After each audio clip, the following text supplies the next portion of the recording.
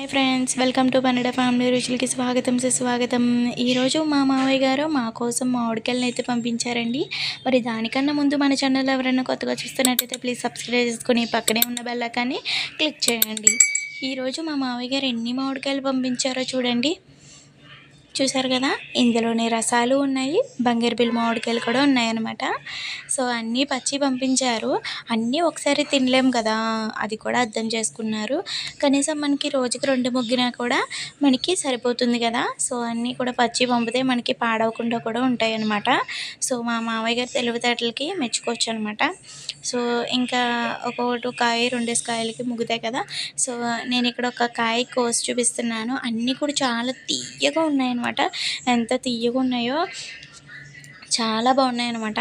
ఇక్కడ ఒక కాయ కోద్దామని డిసైడ్ అయ్యాను. ముందుగా కోసిన వెంటనే మీకే చూపిస్తున్నానండి. చాలా రుచికరంగా ఉన్నాయి, చాలా బాగుందనమాట. నోట్లో పెట్టుకోగానే అంతలా కరిగిపోతుంది అనమాట. నాకు ఈ వీడియో ఎలా తీస్తున్నానో కానీ నాకైతే కోసినప్పుడే తినేయాలనిపిస్తుంది అనమాట. ఇంకా తినేస్తున్నాను లేట్ చేయకుండా. సో చాలా అంటే చాలా జ్యూసీగా ఉన్నాయి.